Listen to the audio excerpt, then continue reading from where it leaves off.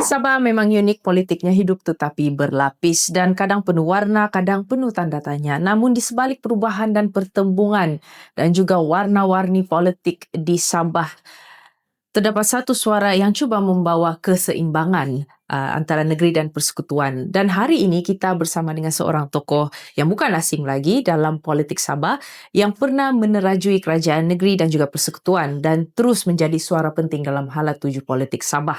Jadi bersama saya pada hari ini ialah Datuk Seri Saleh Said Kroa, mantan Ketua Menteri Sabah, mantan Menteri Komunikasi dan Multimedia Malaysia dan juga Bendahari UMNO Sabah.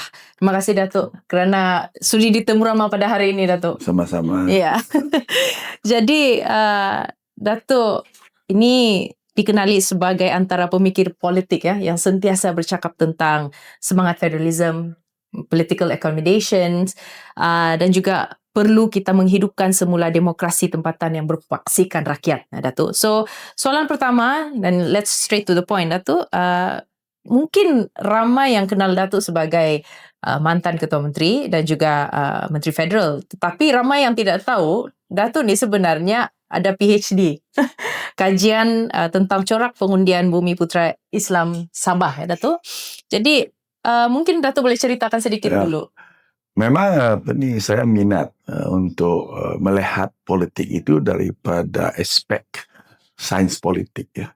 Pada saya politik ini dua sudut.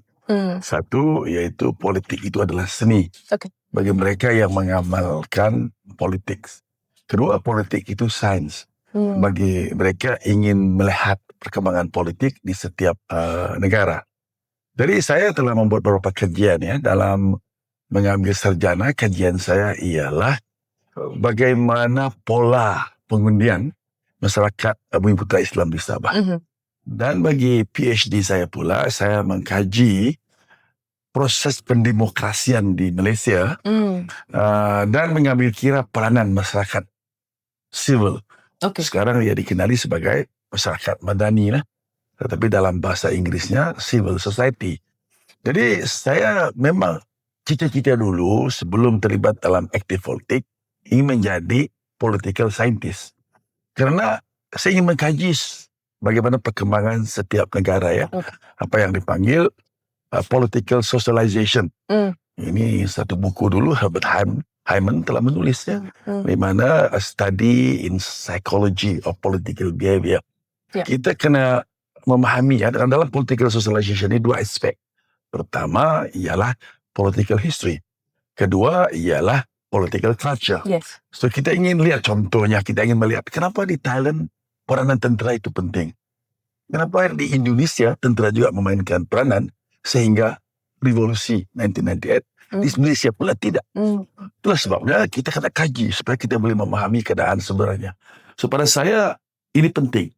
Dan itulah sebabnya saya ingin mengkaji pertamanya dalam ini sarjana ya. Dan ketika itu saya mengkaji polar pengundian. Kenapa seseorang itu mengundi ya? Okay. Apakah ia mengundi berdasarkan parti? Kedua, adakah dia mengundi berdasarkan isu? Ketiga, adakah dia mengundi berdasarkan environment? Kalau parti ini dia tidak kisah macam jugalah. Kalau kita minum cola, kita tidak mau Pepsi. Kita minum cola saja karena kita yakin dengan parti tersebut. So pada ketika itu saya mengkaji sejak merdeka ya. Pada ketika itu dan majoritinya parti Muslim Bumi Putera ini mengundi berdasarkan parti yang memperjuangkan agama asasnya. That is the trend. Alright. Looking at all the election result. Jadi sekarang sudah berubah ya. Sekarang rakyat itu tidak mengundi berdasarkan parti semata-mata. Mereka mengundi majoriti karena isu. Maksudnya mungkin calon, isu-isu tempatan, isu-isu negeri, isu-isu nasional. Ada juga mengundi kerana persekitaran mereka.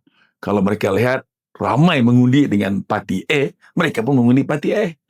Ini khususnya anak muda kadang-kala. Mereka melihat bagaimana kawan-kawan di sekeliling mereka membuat pengundian. Jadi itu yang telah saya kaji. Bila saya ke peringkat PhD pula, saya mengkaji soal pendemokrasian dalam negara kita Malaysia. Apakah pendemokrasian itu hasil daripada parti-parti politik semata-mata atau karena peranan masyarakat sivil.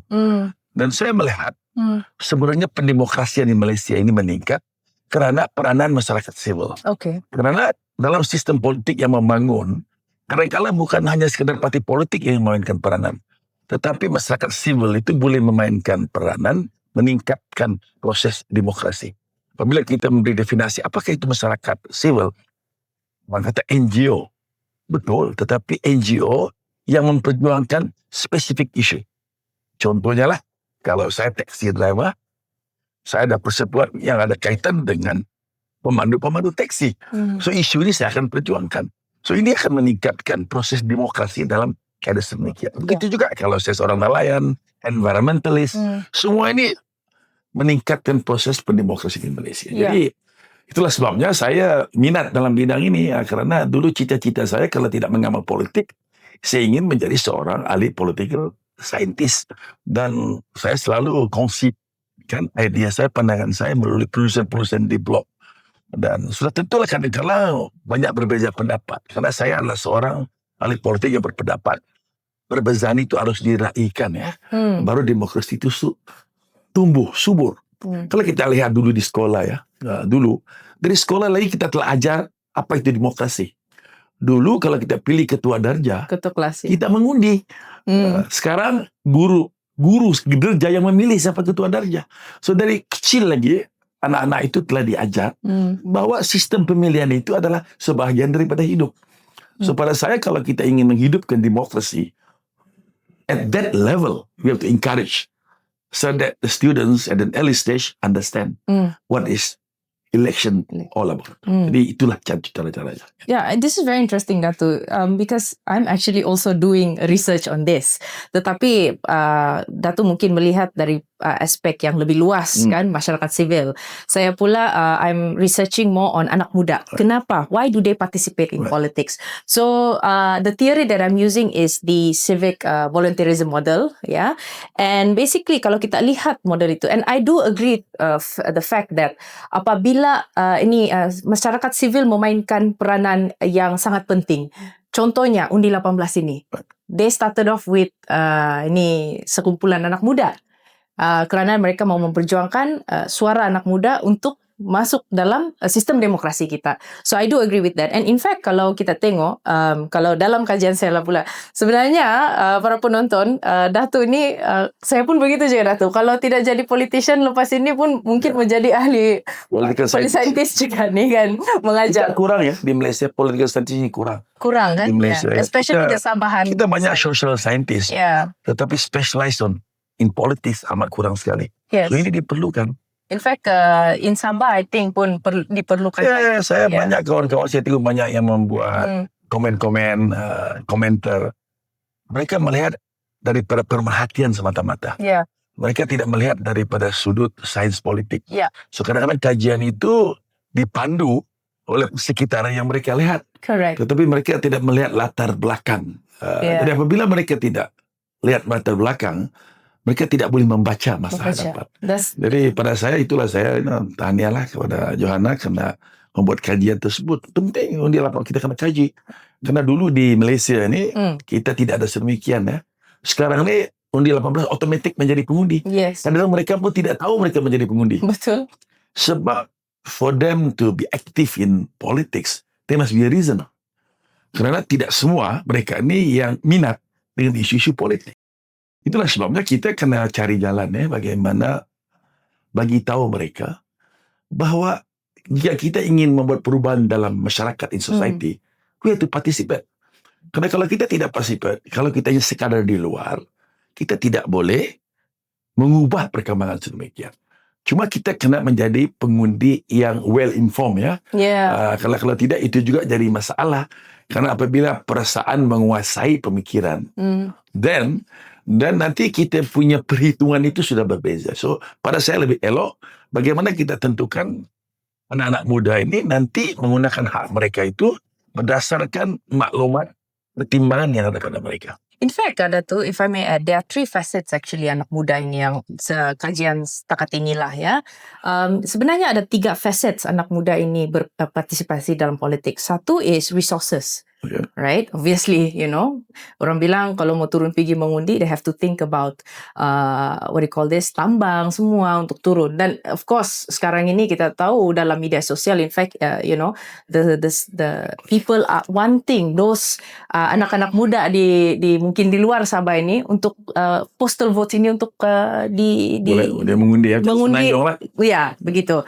Right? So that's one. So do they have the resources? Number two, do they want to participate? Right? So that's the thing. Bagaimanakah parti politik juga memainkan peranan Dato'? Sebab bagaimanakah dia mau tarik pengundi orang muda ini untuk mengundi satu, tetapi kedua mengundi siapa? Yeah. Right? And then ketiga, we talk about recruitment. Okay? Are they asked to participate? Okay, jadi kalau tiada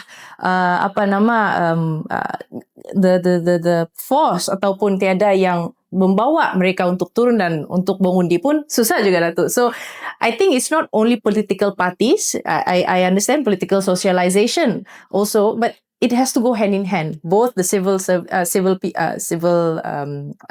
society and as well as political parties have to play both roles.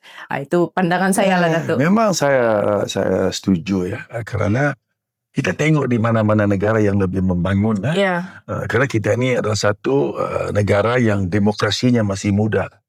Look at the recent elections in New York Mayor. Yeah. Tengok bagaimana seorang dia tidak kisah apa agamanya, apa fahamannya, tetapi dia membawa isu. Dia membawa isu. Dan anak-anak muda tertarik dengan isu tersebut. Betul. Mereka mungkin bukannya ahli parti Demokrat. Mungkin dia tidak aktif parti Republican. Mereka menjadi civil society. They don't concern what's going on in New York. Correct. Soal perumahan, soal pencukaian. Yes. So anak-anak muda ni harus ditarik berdasarkan isu pada pandangan saya. So kalau kita tarik mereka hanya sekadar bahawa mereka bagi tambang, harus mengundi siapa. So mereka ni menjadi terikut-ikut saja. Then there will be a vicious circle ya. Nanti apabila mereka besar, tua, mereka akan amal cara yang sama. Yeah. So we have to break the vicious circle. Kerana kita melihat masa hadapan Sabah agar anak-anak muda ini nanti pada suatu ketika akan membuat pemilihan berdasarkan pertimbangan mereka. Mana pemimpin itu yang memperjuangkan isu. We have to compete on issues. Development is a responsibility of each government. Yeah. Pembangunan itu bukan perjuangan ya. Selama in Malaysia, in Sabah, biasa orang cerita pembangunan. Yeah. Seolah-olah pembangunan itu struggle. It is not a struggle. Siapa pekerjaan, it is the responsibility of the ruling party to develop the state. But the difference is how they approach it. Apakah idea-idea mereka untuk membangun negeri mereka? So kita ingin perbahasan itu lebih kepada policies, ideas. Bukan sekadar pembangunan itu umum ya. Kita kata pembangunan, pertumbuhan berapa persen. People are looking at berapa pecahannya. Berapa peluang kerja telah disediakan. Berapa peluang ekonomi telah disediakan. If I were to invest 1 billion, how many job opportunities will be available? Yeah. So leader itu kena tahu sama ada sektor manufacturing, sektor services, sektor digital. Jadi kita kena jelaskan supaya mereka faham. Anak muda itu kalau memilih, mereka tahu, wah ini yang saya mau. Karena pada saya, that's what I want. I'm sharing the same idea. Tapi sekarang kita tidak dibimbing sedemikian. Kita terlalu tasum kepada parti, seolah-olah selepas Tuhan adalah parti politik. Dan that's dangerous. Jadi anak muda ini tidak boleh sedemikian. Saya lebih suka anak muda ini on issues. Supaya mereka faham, mereka open, dan supaya mereka boleh membuat penilaian tentang apa yang terbaik untuk mereka. I think Dato' if I may add so kan, I think anak muda ini sekarang sebenarnya, because people are always saying that anak muda ini apathy, tidak mau turun. But I think it's definitely I disagree with that. Kenapa? Sebab sebenarnya kan kalau kita lihat parti-parti politik yang ada ini sekarang, they are just talking in their own tune and language. Tetapi anak muda ini, especially Gen Z dan millennial lah, dia mau ada kerja, ada peluang pekerjaan, ada bread and butter issues, and so forth. So we have to go to the level and talk to them in the same level as them. That's number one. And number two, kalau kita lihatlah ahli-ahli politik sekarang, Datuk, of course Datuk, you are more senior, but kurang anak-anak muda di dalam parti politik ataupun ditonjolkan di hadapan front lines of the political party, to the point the young people, kalau yang saya nampak, they cannot relate themselves with politics because politics is always about my father's generation or my mother's generation. So maybe Dato', what do you think about this? See, the problem is, kita di Sabah ni, politiknya sekali 5 tahun. Yeah. So, kita gunakan kuasa politik itu sekali dalam 5 tahun. Tapi di negara lain, Indonesia contohnya, election of governor, election of local council. So mereka lebih memahami keadaan sedemikian. Kalau kita di Malaysia ni, kita hanya sekali sejak pilihan raya.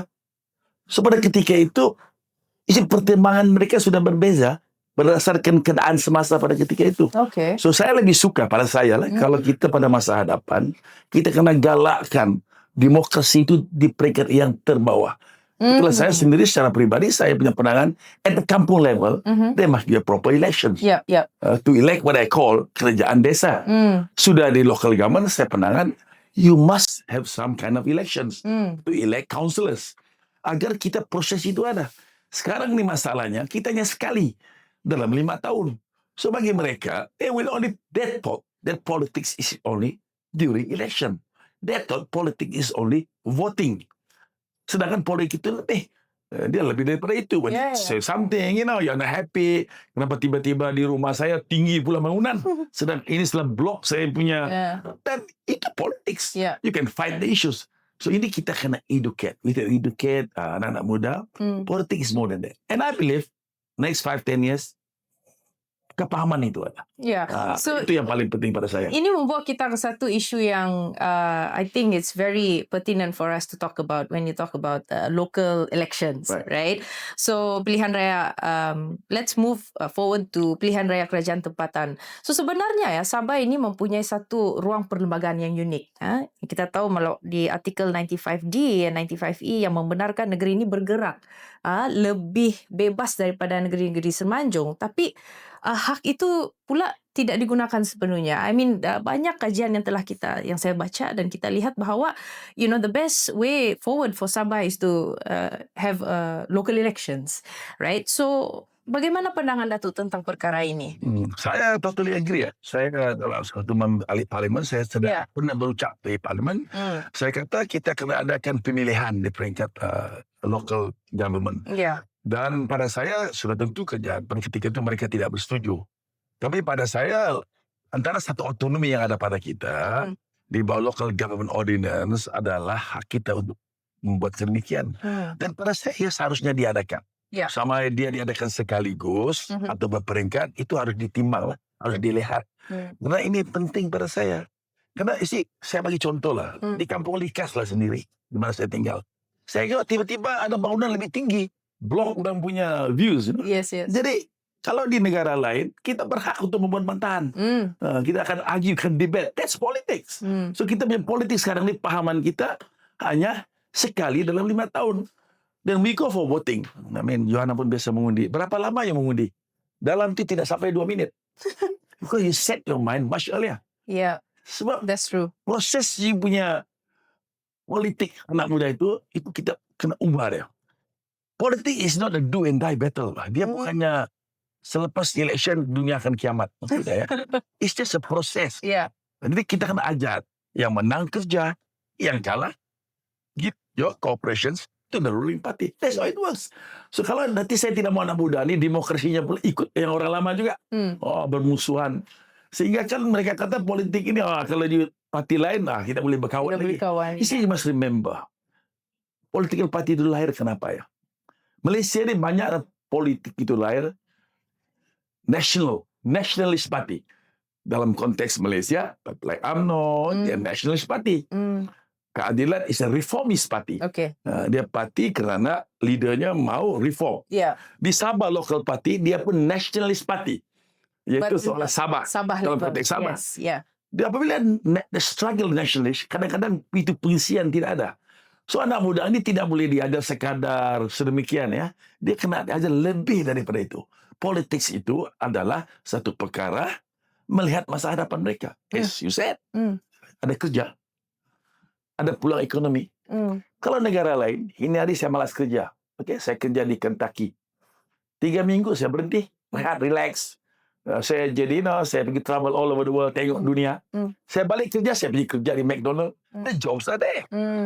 Jadi, barulah dikatakan bahawa kerjaan itu menyediakan peluang-peluang pekerjaan. Peluang-peluang pekerjaan bukan berarti kita iklankan ya hari ini permintaan awam. Ini kerja-kerja kita betul. Tapi masa hadapan bukan di situ. So masa hadapan, that's why dalam lain dunia sekarang banyak negara 5 days a week. Some now negara mau 4 days 4 a week. days a week, ya. Sebab mereka melihat dunia itu sudah berbeza ya. So anak muda pun melihat begitu. Jadi kadang-kadang orang lama ni dia masih memikir nationalist party. Itu saja. Kalau kita lihat perlembagaan mana-mana parti politik, basically they don't talk about all these things. They talk about ini parti, keuangannya, ideologi. So jadi anak muda boring ya. So bila anak muda dia boring daripada dia ikut-ikut saja. Kenapa dia politik situ ya? You bayar saya duit saya undilah. Bapak saya undi. Because it doesn't concern me. Dia tidak kesan. Jadi itu yang harus kita educate. Jadi pada saya politik you must tie up with democratic process. Ya, kalau dia tidak tie up, you're in trouble. Sebab dia tidak faham ya bahwa politik itu adalah hak itu ada pada dia.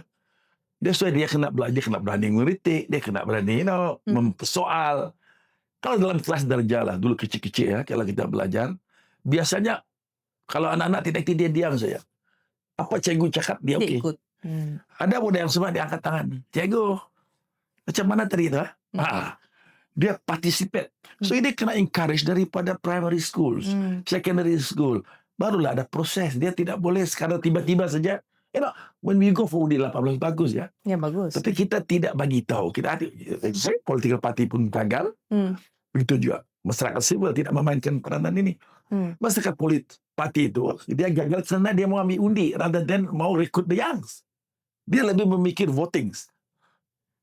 You ikut sama saya, nanti you undi saya lah.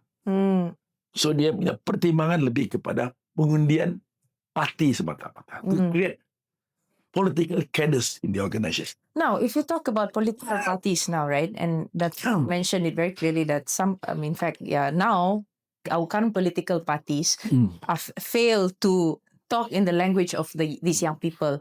So, how do you see how's the way forward for political parties in Malaysia as a whole? Macam mana so that politics is seen to be more inclusive, right? Especially for the young, because now we are focusing on the. In fact, if I may add that too, this election for the state election is going to be the first time where undi 18 is a litmus test for undi 18 untuk state level punya pengundian.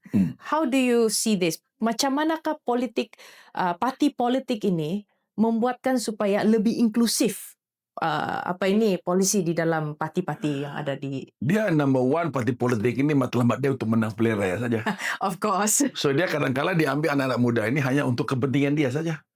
Dia tidak memikir ya, dia tidak memikir. Tadi pagi saya bincang banyak anak muda. Big group. So I encourage them to ask questions lah. Right. Dan saya tengok soalan-soalan orang berbeza ya. Dia bukan macam dulu dia banyak komen. Dia kata sekarang ni apalah kalau pergi kampung. Saya kata kalau kita ada tiket bertuah pun balik-balik itu saja. Kenapalah tidak ada tiket-tiket bertuah itu anak-anak muda dia kata. Dia tidak ada power bank. Kalau kami naik motorcycle, dia tidak ada benda-benda yang berkaitan. So anak muda sekarang sudah mulai ya. Saya tanya mengundi ke tidak? Dia kata tengoklah nanti. Kalau boleh mengundilah. Kalau tidak, tidaklah. So pada dia rasa semua dia tak percaya. This is the problem now. Dia melihat semua ni tak betul ni. Hanya kepentingan diri sendiri. Sebab kita tidak mendekati mereka dengan cara apa yang mereka mau. Mereka melihat bahawa apabila kita jumpa mereka hanya untuk mengambil kesempatan saja untuk menyokong mereka. So ini temporary ya, dia tidak akan berpanjangan.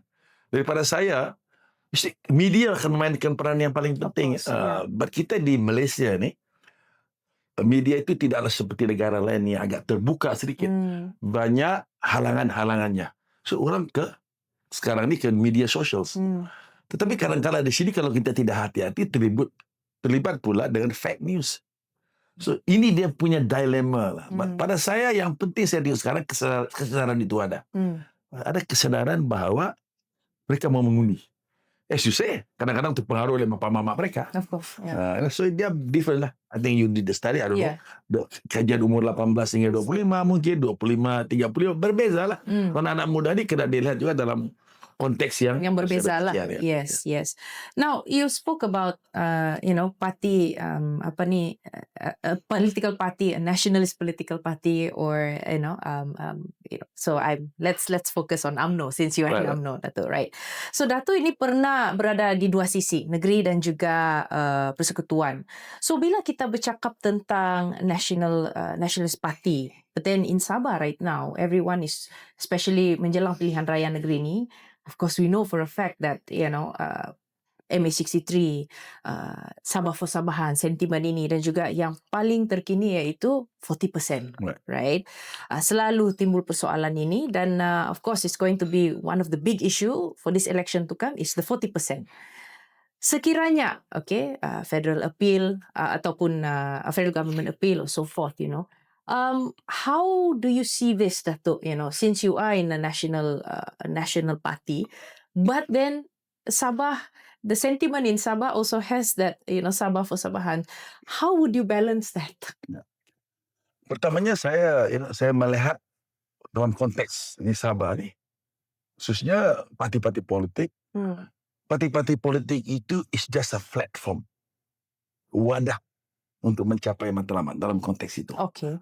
So, pada saya National Party itu adalah parti yang ditubuhkan di sesebuah negara. Local party pun sama. Semua kita memohon melalui ROS. Alright. Kalau dia punya berbeza keahliannya, at one time PBS pun membuat cabang di Semenanjung. Begitu juga warisan. Berarti mereka juga dalam konteks itu juga National Party. So to me, party is a platform for us.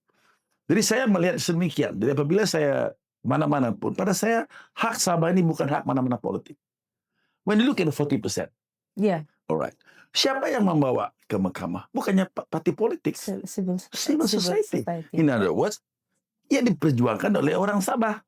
So it is not monopolized by any political party. Kadang-kadang politik parti ini ikut-ikut sajalah ambil nama.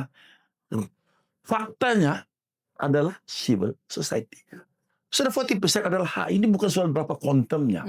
Itu hak termaktub dalam perlembagaan. Yeah. Jadi ada orang argue, dia kata belanja banyaklah, tolak campur lebih banyak lagi. Yeah. I think that's wrong, the argument. Pada saya ini hak telah diputus oleh mahkamah. Sepatutnya kita tidak rayu lagi. Sebab kita menghormati Sabah. Kita kena menghormati Sabah. Ini hak yang telah termaktub dalam perjanjian kita dahulu.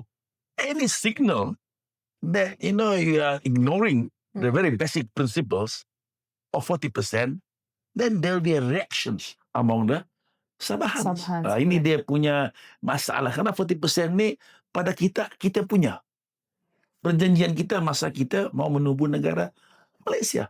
So masalah sekarang saya tengok, I'm very happy. Because civil society yang bawa. Kalau tidak, terlalu banyak mau jadi hero ya. Masing-masing claim kredit. Saya yang fight.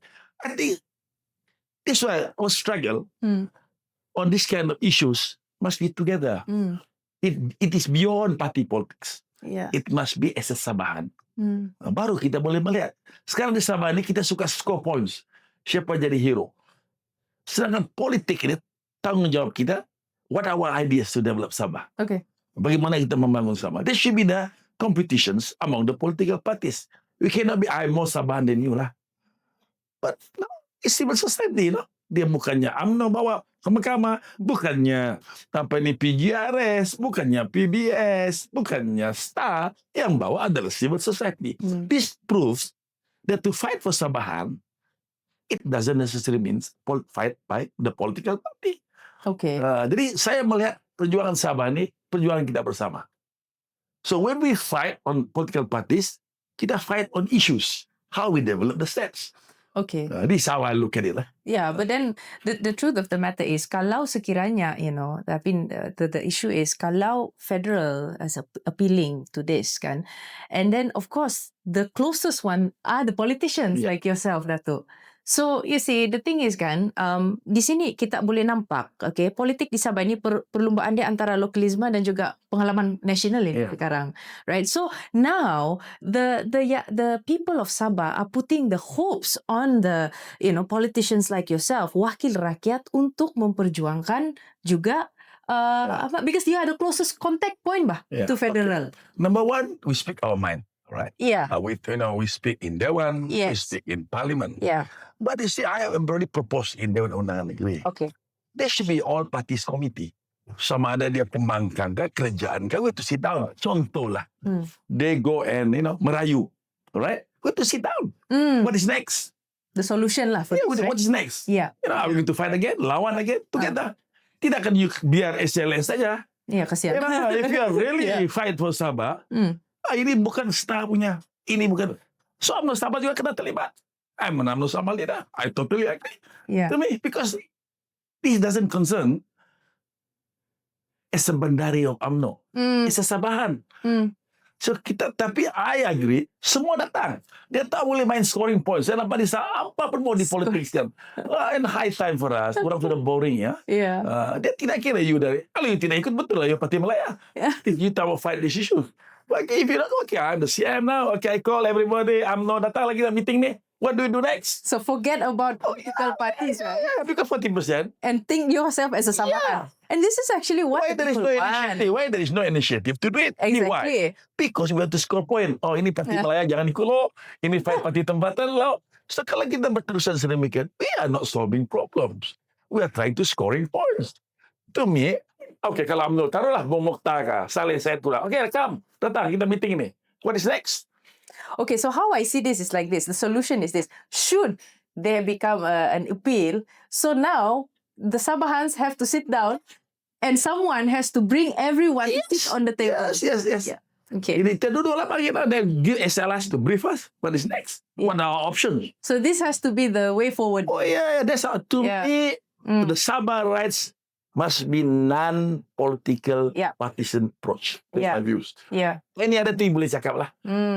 Itu no problem point. But on Sabah issues, MN63 lah, hak Sabah lah, territorial water lah, semua ni kita kena sama-sama. We should not fight. Ini for our generation, masa hadapan. Yeah. Jadi, saya tidak, I've been saying it in Dewan Undangan Negeri. They must be all parties committee. Tidak kira. Karena, because dia pun fight for Sabahan. Semua orang Sabah. Tapi kalau kita berlawan pilihan raya, bukan itu isunya. Isunya siapa lebih pandai membangun Sabah lah. Who has the experience. The leader has integrity or not. That should be the yang akan tengok. Oh, ini idea. Saya suka lah. Oh, ini kita mau wujud bank kecil. Like me, I'm going to propose a new bank kecil. Anak-anak muda saya tengok mau pinjam duit tidak ada. Tanah tidak ada, bergantung sama bapa. You pergi Yayasan Tekun Amanah Ikhtiar, dia hanya bagi orang perempuan tua-tua saja. So anak-anak muda ni dia mau berniaga, macam mana saya mau buka kereta. So, di mana? Sedangkan negara Jepun, negara Korea, there are so many small banks, yang boleh membantu anak-anak muda yang mau berniaga. My views are, we must create more middle class. Kita sudah lupa sekarang. Kita ni sudah gila. B40, IKC, apalagi M20. Ini istilah-istilah dia boleh bertukar bergantung kepada keadaan ekonomi. I prefer middle class. Upper middle class. The KPI this year, how many middle class we're going to create? Because the engine of growth are the middle class. Jadi kita tidak pernah cerita lagi kelas menengah ni. Kita sibuk IKC, B40. To me, dulu kita cerita PPRT yang termiskin.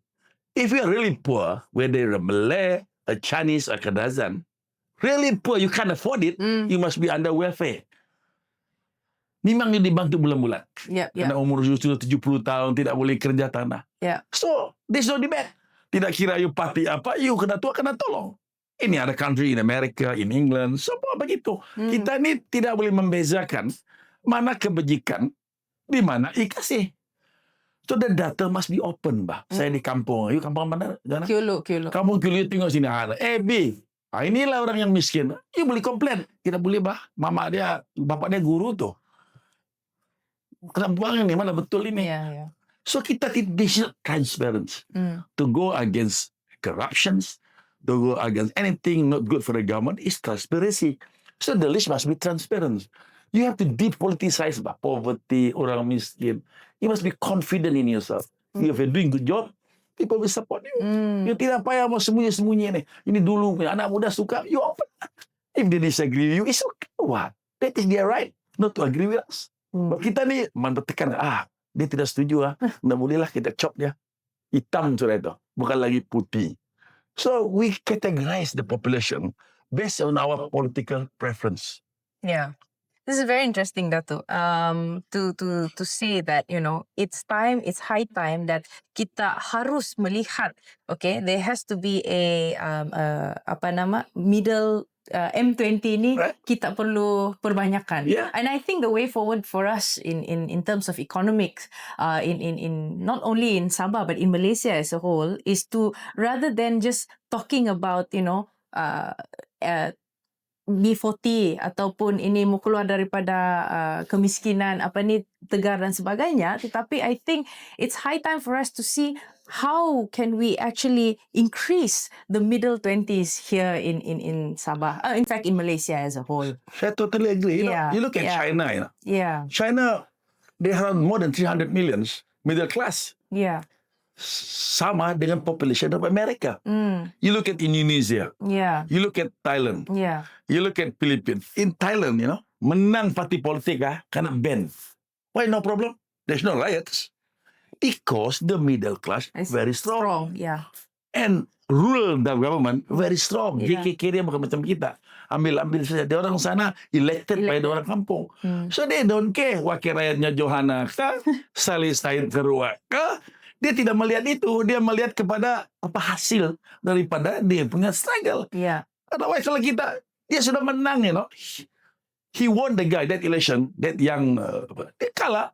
Ban parti. Yes, the moving forward party. Yes. Tidak ada pun apa-apa berlaku. Yes. Because, I call it the political culture, Culture. the political history. So kita Sabah pun slowly kena sedemikian So the leader must study kita macam kami, we have to do something. Kita ketawa. Since you're talking about economy, Dato, Sabah ini selalu dikategorikan sebagai paling termiskin di Malaysia, right? How do you see this? How can we go up the ladder?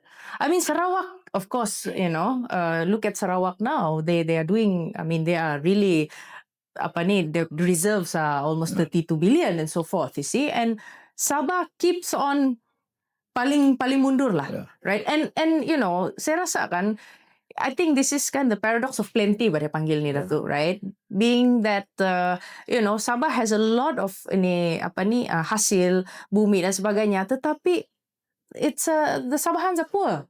It's a rich Sabah but poor Sabahans. Okay. I would say this. So how do you see us climbing up the ladder, Dato, in terms of economy in Sabah? How do you see it? Number one, the statistic, Yeah. to see how they devise, how they calculate it. Okay? Correct, yeah. Dulu saya pernah ingat apabila Akademi Fantasia, dimulakan di Sabah. Yeah. Paling banyak orang beli pasang di Kedamaian. Orang kata dia miskin, tetapi saya tengok semua kerana pada kita itu Felix Agus bertanding Yes. Semua di kampung tu naik semua. Dia punya ni. Dia bayar satu bulan at that time few hundred dollars. Orang mau beli juga. Okay. Berarti kita ni mungkin cashnya tidak ada kalau kita itu kajian kita. Tetapi actually kalau kita banding juga dengan orang Sarawak di kampung, tidak juga seteruk sangat. Penilaiannya, as you say, berapa reserve kerajaan negeri. Kita kecil, dia banyak. This is kita kena mau tengok. I totally agree. Jadi artinya kalau kita tidak lihat di masa depan kita akan gelap. Karena sekarang ini orang melihat berdasarkan reserve kita. Berapa reserve yang kita ada. So Sarawak, kenapa? Because dia dasar itu, daripada mula, sudah memberi penekanan kepada hak Sarawak. Land matters. Pada orang. Mereka cukaikan semua. Kalau you ada big land plantations, certain percentage must belong to the government. Kita pun boleh buat. Di situlah parti politik harus dilihat manifestonya, apa yang dia lakukan. Kita ni sekarang ni kalau kita bersaing, kadang-kadang kita hanya bersaing berdasarkan siapa calonnya, mana yang harus kita sokong atau tidak, bukan berdasarkan idenya. Taruhlah saya bertanding di Kulu lah. Apa yang saya melakukan di Kulu? That should be the, how you evaluate the candidate. Dia ada idea. Next 10 years, Kilo itu begitu. Okay. Jadi sekarang ni kita tidak menilai begitu. Pertama, ini calon okey juga, partinya tak boleh pakai. So penilaian ini, this way we have to educate. So saya ingin melihat next 10 years, bukan now. Mungkin penilaian itu sudah berubah dengan dunia ini sudah tidak ada sempadan ya. Orang sudah melihat perkembangan. That's what saya punya pandangan lah. So saya mula-mula terbercakap soal political socialization. Yeah. But asalnya saya kata political history and political culture. Culture itu boleh berubah ya. Berdasarkan bagaimana kita mau. Karena culture itu maksudnya campuran kepada beberapa nilai. When you combine few values, it become a culture. Right. Jadi sekarang ini kita kena, anak-anak muda ni value-nya dalam politik seharusnya berbeza. So penilaiannya itu berbeza. So kita tidak boleh lakukan kalau proses demokrasi itu hanya 1 kali 5 tahun. JKK pun kena calon. Ini JK kau lah kata calon. Kau orang appointed lah. Jadi akhirnya bagaimana orang kampung itu membuat penilaian. So kita tidak boleh. Anak muda pada minat. Anak muda dia mau melihat bagaimana di kampung sekarang, apa perubahannya. So saya ingin melihat. Karena saya ini, I'm a strong believer. I'm a Democrat. Saya percaya kepada proses demokrasi. Number 2, my strong belief, I believe in Fabian socialism. Saya percaya bahawa kerajaan itu memainkan peranan yang penting. Jadi, as a leader, you must have ideology. Yeah. Development is not an ideology. Kalau dulu kita ada komunis, sosialis, kapitalis, konservatif, liberal. So you have to be. Kalau tidak, you mau buat apa? Once you have the power, what do you want to do? You tidak tahu. Rancangan Malaysia ke berapa? Projek peruntukan adun, 2 juta. Bersih parit. Speaking of that, Dato', I think politicians also, especially in Sabah, should have that, apa orang bilang kan, have that ideology in everything of them, right? To be fair, kalau kita lihat, I think for us to masuk dalam dunia politik ini pun, kita perlu ada kefahaman tentang apa itu politik sebenarnya, right? And this is where, pengalaman dan juga ilmiah Dato' masuk di sana, ya. And I feel that, to be fair, I'm taking a sabbatical off from front lines of politics also untuk melihat lebih dalam lagi tentang dunia politik ini. Now, speaking of political culture, Dato'. Now, Sabah ini dulu terkenal dengan semangat political accommodation, right? Di mana pemimpin daripada pelbagai kaum berkongsi visi yang sama. Tetapi sekarang suasana politik di Sabah agak berpecah. Okay? Dulu hari ini politik identity, right? Semakin kuat. Dan kalau kita ikut teori ya daripada Liphad, this is called the constitutional democracy. Right, kestabilan datang bila community ini duduk satu meja. Now, Dato' rasa ya, adakah Sabah perlu kembali ke model itu ataupun Dato' fikir perlu ada acuan baru yang lebih Sabahan in terms of our political culture here in Sabah? Okay. Number 1, memang political accommodation is a must. Pada saya, kerana itu adalah antara perjanjian kita. Apabila kita berbincang hak Sabah MA 63, seolah-olah ini semua harus diatur oleh Kerajaan Persekutuan. Sedangkan ada benda ini kita boleh urus sendiri. Number 1, when you talk about political accommodation, asas dulu ya, karena mungkin keadaan sekarang berubah, kena ada idea baru. Asasnya dulu ialah di Sabah ini, Bumi Putra Muslim, Bumi Putra non-Muslim, non-Bumi Putra. This is the basic. Daripada merdeka dulu. That was the formula agar semua merasakan part of the government. That was the reason lah. Sehingga kan semua diatur begitu baik. Kayu Balak pun dibagi 3. At that time, special license. One is the Tun Fuad Stevens. One is the Peter Law. Satu itunya Tun Mustafa. At that time. Semua diatur begitu. Kalau kita di kaki tangan kerajaan, we call it, bagi saya, istilah saya gunakan, representative meritocracy. Okay. Berarti kalau kita setiap saat kerjaannya itu orang Bumi Putra Islam, kewangannya itu bukan Islam. Lokalnya government itu dia udah di-arrange it in such a way that every part of the government, but based on merit. Dia bukan berdasarkan kaum semata-mata, dia kena ada kebolehan. So kalau kita tengok di bawah banyak ketidakpuasan, karena once you are in power, if there is no guided principles, you tidak ada guidance, you akan sesuka hati. Sama ada you menteri, wakil rakyat, ketua menteri, you rasa you are the most powerful person. Okay. Tetapi kalau you guided by certain principles, a formula, then you akan atur baik-baik. Make sure that semua akan diakomodir. Tetapi I agree, keadaannya sudah berubah sekarang. Yes. How you instill, bagaimana menentukan sabahan. But it takes time. Kalau itu dibawa sekarang, antara orang masalah. Dulu saya masih ingat, I was a student at that time. Orang kata, ya ini kalau scholarship, I'm a non-Muslim, There's no way I can get it. Semua orang Islam saja dapat ini. So I found a formula. Saya kata scholarship ini 40% Bumi Putra Islam, 40% non-Bumi Putra Islam, 20% non-Bumi Putra. All table in cabinet. Jadi orang tidak bising karena dia rasa dia pun ada peluang. Sekarang sudah perceptionnya at that time lah. Wah, ada macam ni tau. Saya ini bukan Muslim ni. Saya tidak cak. Mesti orang Islam juga dapat ini. So how do we erase that kind of perceptions? So there has to be a formula. Baru nanti kita memikir sabahan. Karena sabahan itu sekarang, contohlah, University Malaysia Sabah. Saya give a good example. Orang kata betul lah sabahan. Tapi ada qualified dan non-Muslim pun tak boleh dapat. Mesti non-Muslim juga. Dia kata, sabahan. Sabahan not happy. Tapi certain section of sabahan not happy. Sebab tidak ada political accommodation. So saya punya pandangan, kita macam jugalah. Di Sabah ni cantik bah. Kalau dionya Melayu, di mana dionya dusun.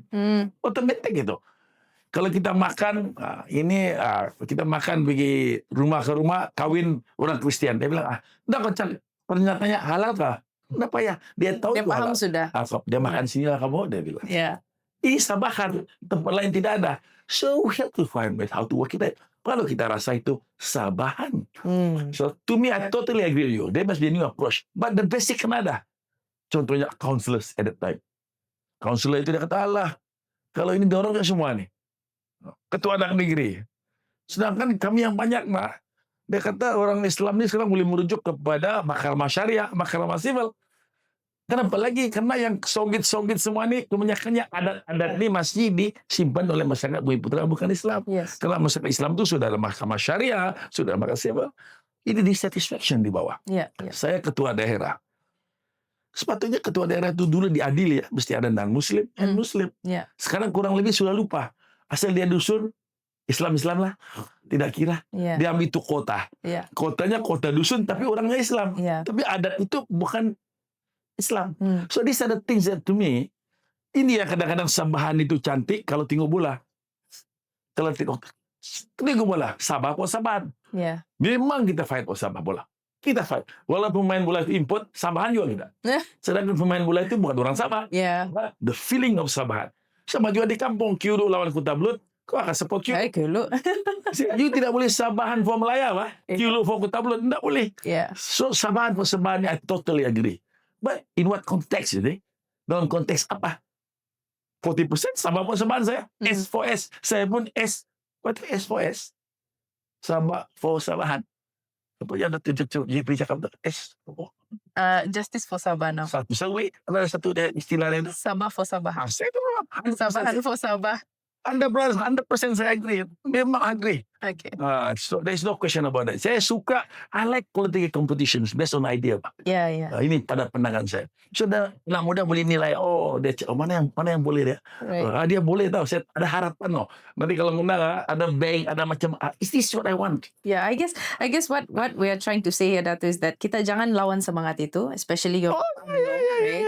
Kita kena fahami maknanya. You can, and at least you have to understand that Sabah for Sabahan ini bukan penolakan ataupun separatism, okay, kepada Melaya, tetapi ia adalah satu permintaan yang perlu dihormati lah. I would say that, yeah.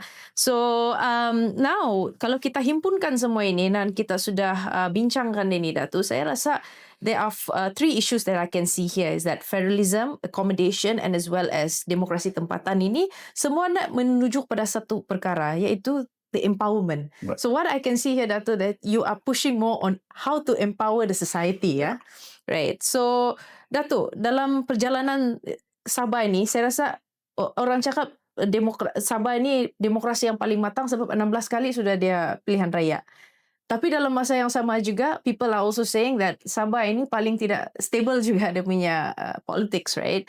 So Dato, in this fluidity, in Sabah that we have in terms of politics, bentuk empower. How do you want to empower the people, right, with this kind of situation, for them to be able to participate more in this coming state election? Okay, number one saya sikit sentuh federal state ya. Yes. You see, kita di Malaysia ni is a federal system. Yeah. It's not a unitary system. There are two essence in federal system. Yeah. Number one, you have to delegate. Number two, you have to decentralize.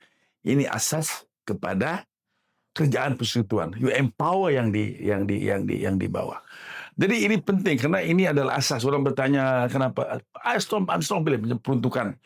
You must be in Sabah. You jangan bagi ujung tahun saja baru bagi itu duit.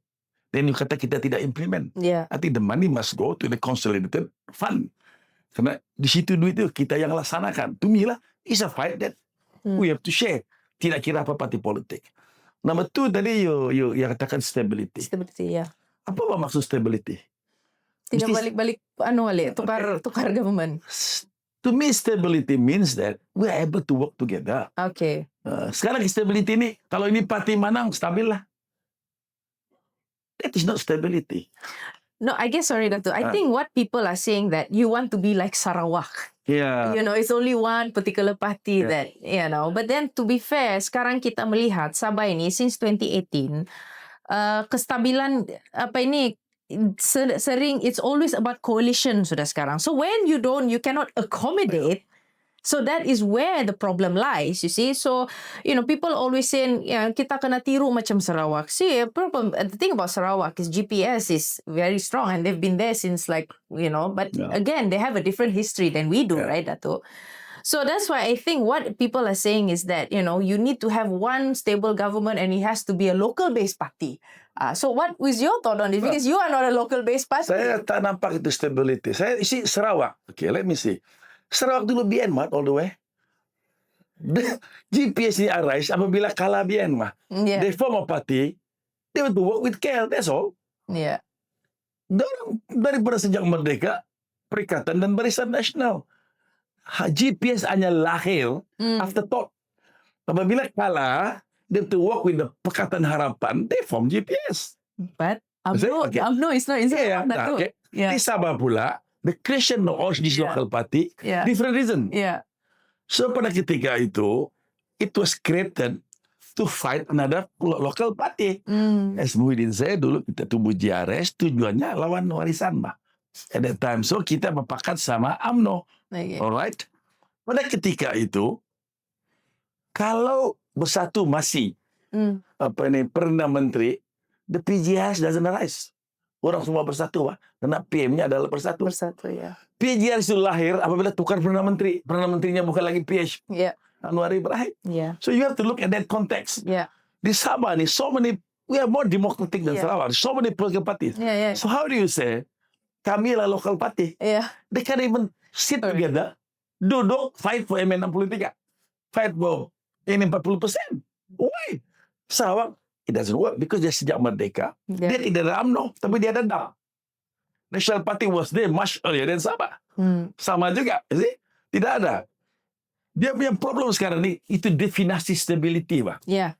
This is where I think that we make it, too political our definition. Saya punya stability definition berbeza, ya. Yeah. Pada saya, you pandai raikan perbezaan.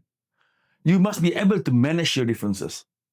Stability with that. Contohlah sekarang. Okay, I'm a government. Saya tidak cukup. Saya kena pandai mengurus. If I'm an issue, I have to call opposition. Work together. Kita tidak boleh macam dulu punya. Stability, I have to win all the seats lah. Saya barulah stability. Kalau dulu tu memang begitu. Berjaya. Menang habis. PBS. UMNO. Now the definition of stability is you're able to work together in the system. Kalau you tidak, tak boleh. I think how I can see this, Dato', in my opinion, this is a stability menerusi political of coalition and negotiation. Yeah. And I guess that is how Sabah is. Because saya rasa kita tidak boleh tiru Sarawak as of now. But I think the way forward for Sabah is negotiation and coalition. But of course, people are always hoping that there will be a local-based party lah, obviously. But this is, of course, it's another debate that we can go on and on and on for the next, couple of hours. So in fact, and this will go on. Tetapi at the end of the day, what is most important is in this election to come is not only kita melaksanakan tugas kita untuk mengundi dan memilih kerajaan, tetapi what is the ruling government going to do after that, right, Dato? Yes. I think that is what. Yeah, that's my views. Bagi saya, this is a process, bah. It's a process that you have to do lah. Yeah. Bukan do and die, Pada saya, you menang, alhamdulillah. You kalah pun, you must work. Yeah. As part of the democratic process. Sama ada you jadi opposition, sama ada you jadi backbencher. So you have to learn lah. You have to learn to work together. Yes. Jadi kita ni tidak pandai belajar. Kita ni kadang-kadang winners take all. Hanya kerana kau kalah, you tak ada peranan lagi. Okay. To me, I think that Sabahan kena belajar sudah ini. So, jangan kita rasa bahawa Sarawak better than us. Maybe we are better than them in certain aspects. Maybe on revenue they are better. But maybe on some kind of freedom, we are better. So ini, kita kena berfikir bahawa masing-masing ada kelebihannya lah. Yeah. So barulah kita work together. But I think jangan kita, zero sum game, Inilah tidak boleh macam tu. Yeah. That's how the way I look at it lah. So Dato, let's come back to election punya issues, right? Yeah. And let's I want to ask you about UMNO. So let's talk about the party now, right? So ada yang mengatakan bahawa UMNO ini in this coming election lah, UMNO ini sudah hilang taring dia di Sabah. Yeah. Alright, tapi di sisi lain ada juga yang percaya parti ini masih boleh menjadi jambatan antara Sabah dan Persekutuan, right? Tapi bagaimanakah Dato melihat apa yang telah dikatakan bahawa UMNO ini sudah hilang taring dia di Sabah, right? How do you comment on this, Dato? Dia kalau kita kata hilang taring dia tidak jadi kerjaan lah. That's not only written. Yeah. Last election we won 14 seats. Okay. We are better than PGRS. Dia hanya 11 seats. So kalau kira taring, kita lebih tidak hilang taring. Kalau itu definisi taring lah. So pada saya, kita akan bersaing dalam pilihan raya ini secara menerangkan kepada pengundi bahwa kita adalah sebuah parti politik. Okay. Yang ada ideas bagaimana membangun negeri Sabah.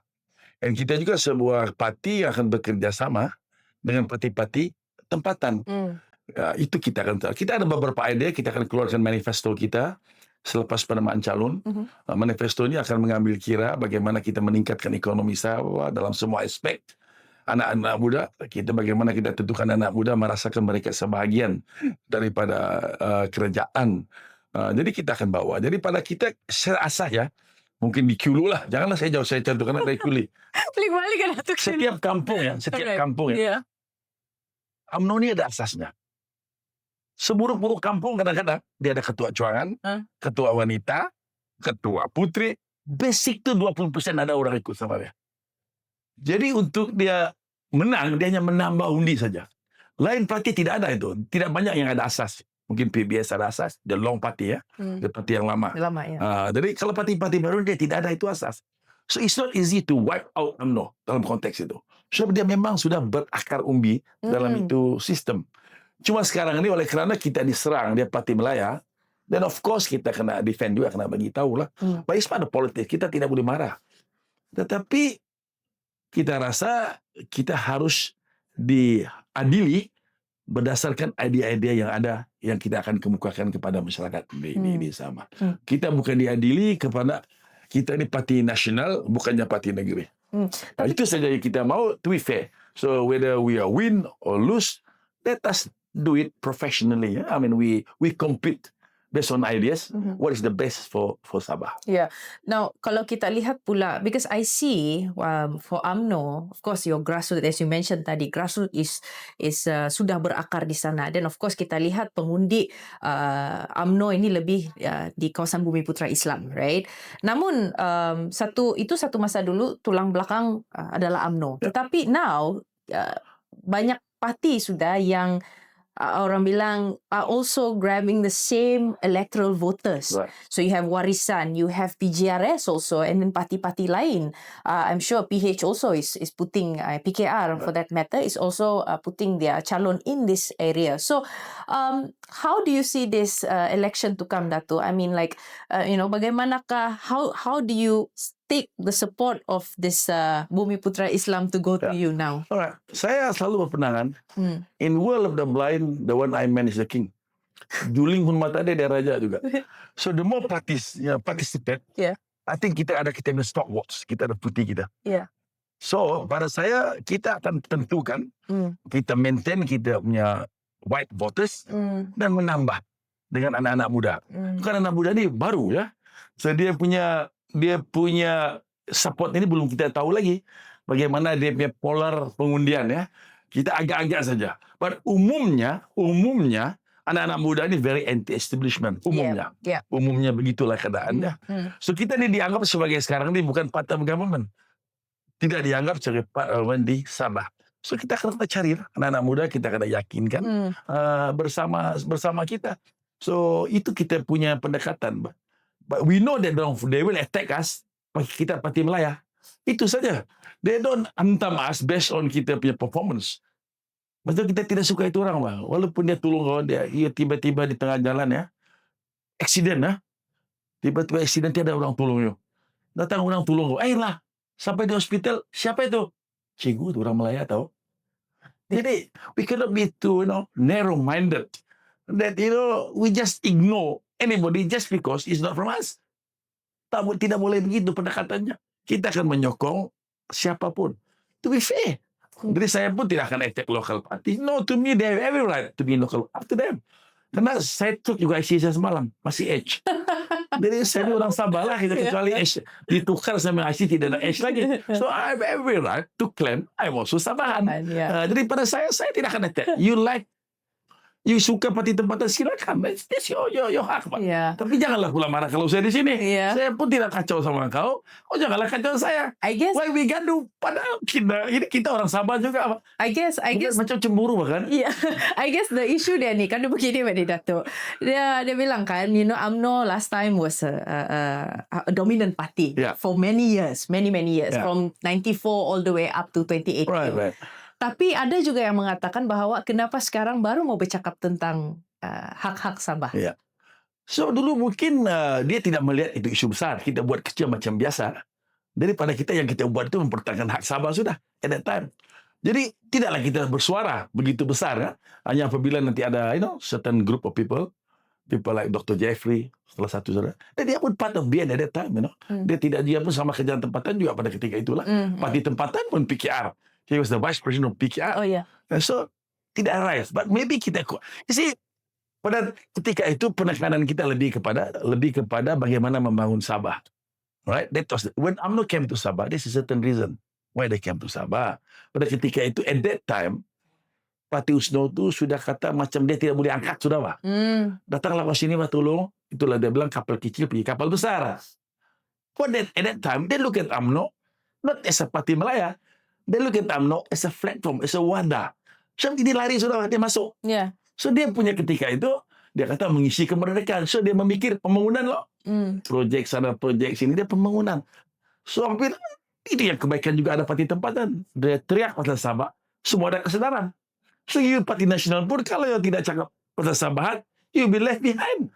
Kerana Sabahan itu, you want Sabah. So, pada saya ada positifnya, ada hikmahnya.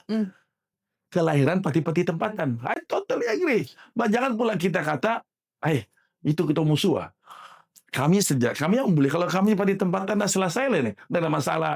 Sudah. I think that is very narrow-minded lah. Dia tidak terbuka. You attack UMNO, you boleh bagi tahu tu UMNO apa yang dia buat. Kenapa duduk semua Melayu saja, Pak? Itu okay. Fair. Then we can Tapi ini, janganlah seperti melayap itu UMNO itu kita buang lah pergi KL. I think yang buang rakyat lah, jangan undi lah. Of course, it's a democratic process lah. Correct. Nah, I mean, you can blame kalau rakyat tidak mau UMNO, dia jangan buang UMNO. I guess this is orang panggil demokrasi matang. That's how it works, you know. Yes. But you cannot say, jangan masuk sinilah. Tidak boleh, dia sudah ada di sini. Betul lah. So you have to debate with us lah. Kan? Tapi that's how I look at it lah. Yeah. Begitu. And this is your opinion, Datuk. So in your opinion, adakah UMNO ini akan menjadi kuasa utama atau rakan strategik dalam PRN selepas? Saya punya pandangan, you know, we will win seats. Yeah, okay. Now we focus on certain seats that we can win. And I think that, you know, people of Sabah will not leave us. And I think that we'll get a good support in many areas. Yeah. Okay. So kita tengok, sebelah kanan tu kita tengok, you know, bagaimana keadaannya. Whether we'll be dominant or we'll be, you know, we work together with anybody. Kita terbuka. Kalau kita tidak dipakai, kita boleh jadi pemangkang. To me, that's how it works. Saya tidak melihat politis ini, you know, ayo, kalau berpikir banyak lah. Politik itu, you have to enjoy it, you know. Once you're in politics, you terlalu pening berpikir.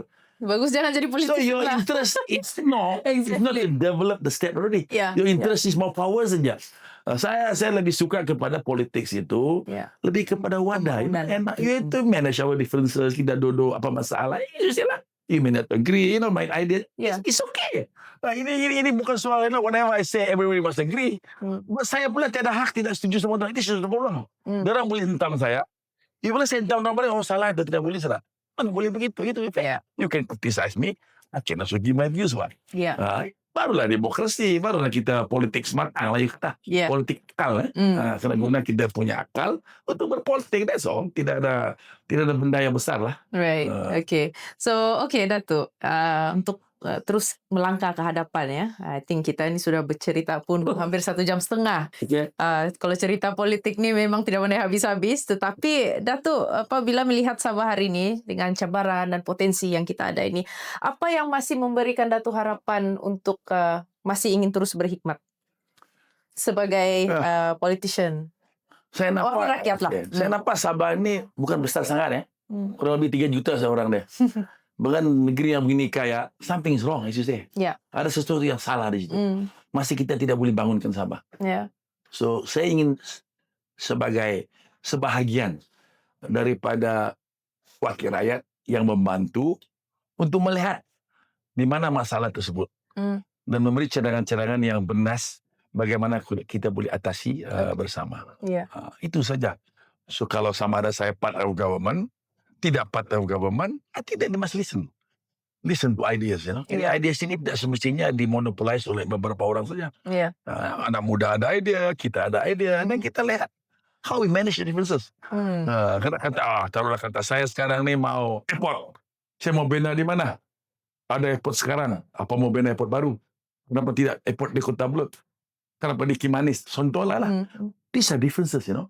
How you manage it? You have to manage it. You have to explain. You have to justify why you have to move a new airport. When you have a new airport, new economic growth. Satu kawasan yang baru. Dulu tidak ada KLAA. Tidak maju KLAA. Sekarang nilai sudah dekat. You can stay in Negeri Sembilan. You can work in Putrajaya sekarang. Because of new development. Sabah ni, you need, pada saya ya, you need a lot of new economic growth centers. Kena ada kawasan-kawasan pertumbuhan baru ekonomi. Saya suka dulu resident system. Antara why Sarawak maju, dia masih ada sistem resident. So pegawai daerah itu di bawah satu resident. So dia punya pelaksanaan projek lebih mudah karena dia negeri yang luas. Resident Sabah bukan dibuang oleh KL ya. At that time Berjaya tidak ada sistem resident. So you kena take KL yang buat. No. So saya lebih suka, janganlah resident. We must find ways how we create Sabah into few zones, you know. Central Sabah lah, supaya kita boleh fokus on our development in certain area. Tadi Sabah, Northern Sabah. Kita di Italy, Northern Italy. So dia kena fokus pembangunan di situ. This is also decentralization. Yes. So this is part of our manifesto. Correct. We are part of manifesto is of UMNO's manifesto. At the end we have to, you know, develop Sabah into 6 zones. Okay. Economic growth, dan kita melihat what is the best in that area. Kalau Northern ni kemiskinan. Our ideas is to build the port in Kudak, Then we went to new economic center free trade zone. Then we feel like nickel contohnya minerals. Ini boleh jadi battery, macam-macam boleh jadi. So jangan kita jual license, jangan kita downstream all the mineral activities. So job opportunities for Sabahan. So we are looking at this kind of angle lah. Jadi kita boleh debate lah. When the time comes, everybody can say yes or can against it. That's what all politics is all about. But again, at the end of the day, it's all about political will. Ruling party to actually. Right. That's why it's leadership. Yeah. A party cannot move without the leader. The most important is whether you trust the leader or not. Yeah. Can he handle it or not? Yeah. So you tidak boleh pisahkan antara parti dengan pemimpin. You can't. So kalau macam PJ is Azizi lah. Kalau di sini is Safi Abdal lah. Kalau GBS is Dr. Jeffrey lah. Kalau BN sekarang is Bung Mokhtar. Nah, the leader is very important because the leader will lead all the promises. Whether anak muda, whether the voter trust him or not, can he deliver or not? This is where the judgment is. Mana-mana pun. New York, kenapa orang mau dia? Dia lawan Kumo, millionaire man. Dia hanya kalau tengok dia punya qualification pun biasa saja. But he was a councillor. But the voters trust him. This is the man I want to be the mayor of New York. Walaupun Trump tidak suka, but we want him. Dia mau solve his housing problem. Whether he can do it or not, itu dia punya KPI lah. When the time comes, dia tidak boleh orang buang dia. I guess, yeah. So there's a lot also we can learn from Zohran political campaign at this time, which also ini kembali kepada anak muda sebab dia baru berumur 34 tahun Datuk. So apa mungkin Datuk boleh kongsikan kepada anak muda untuk PRN akan datang ini? Kami di Barisan Nasional akan kemukakan calon-calon muda. Okay. I think that daripada calon kita 85% adalah orang-orang baru. Dia professionals, kita ada doctors, kita ada jurutera, NGOs. Orang tua ni tidak banyak, 4-5 orang saja. It will be new faces. Jadi kita harap dengan calon-calon yang baru ini, dia akan memberi harapan kepada anak muda. This group of leaders adalah yang diharapkan untuk masa hadapan. Dan juga kita akan kemukakan idea-idea baru yang boleh menentukan anak muda dalam proses pembangunan. Agar anak-anak muda merasakan bahawa parti ini nanti memberi peluang kerja, peluang ekonomi kepada mereka. That will be our message. Right, okay. So, begitulah kami punya perbincangan dengan Datuk tentang politik akal dan juga politik akar di Sabah ini. Dan saya ingin rangkumkan bahawa kita kena memahami sebelum menilai pada pilihan raya ini dan tentang membina juga sebelum kita menuntut. So, terima kasih Datuk atas kesudian Datuk untuk ditemu ramah di Smart Talk Sabah pada hari ini. So, all the best to you Datuk in the coming state election. Dan jangan lupa untuk subscribe kami di semua laman sosial kami dan sehingga kita berjumpa di episod yang seterusnya, sehingga kita bertemu lagi. Sabah Cakap, Malaysia Dengar.